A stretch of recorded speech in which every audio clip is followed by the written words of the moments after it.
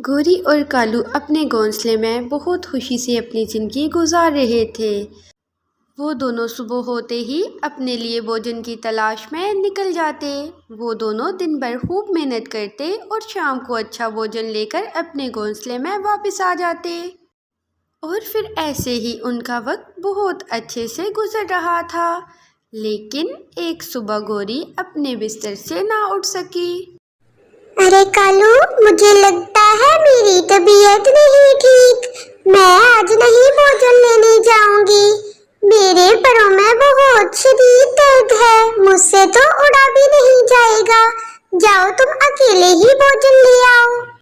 और फिर कालू अकेला ही भोजन की तलाश में निकल जाता है।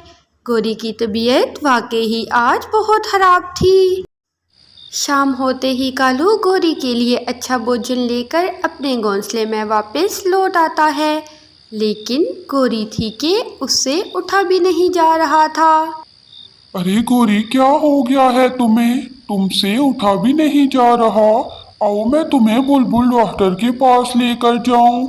ऐसे तो तुम घोंसले में पड़ी पड़ी ही मर जाओगी।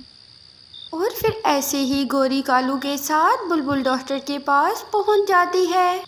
बुलबुल डॉक्टर, देखे ना गोरी को क्या हो गया है। रात को तो ठीक ठाक सोई थी, लेकिन सुबह इससे उठा ही नहीं गया। आप देखें और इसे दवा दें। आज भी मैं अकेला भोजन लेकर आया हूँ इसके लिए।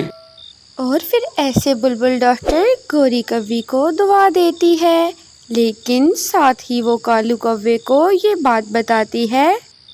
सुनो कालू कव्वे, परेशानी की बात तो ये है कि गोरी के पर अब बहुत कमजोर हो गए हैं। ये कुछ समय के लिए घर ही आराम करेगी। ये सुनकर पहले तो कालू बहुत परेशान हुआ और फिर उसने गोरी को हौसला दिया। देखो गोरी, परेशानी की कोई बात नहीं है। ये बीमारी तुम्हारी खत्म हो जाएगी। एक दिन तुम बिल्कुल ठीक हो जाओगी। मैं सुबह तुम्हारे लिए मीठे मीठे फल लेकर आऊंगा। फिर तुम वो फल खाना। तुम बिल्कुल जल्द ही ठीक हो जाओगी। और फिर ऐसे ही हुआ। वक्त गुजरता गया। कालू ने गोरी का बहुत ख्याल किया और फिर एक दिन गोरी बिल्कुल ठीक हो गई। देखो गोरी, अब तुम उठ सकती हो। मैंने तुम्हें बोला था ना, एक दिन तुम बिल्कुल ठीक हो जाओगी। और आज फिर वो दिन आ ही गया।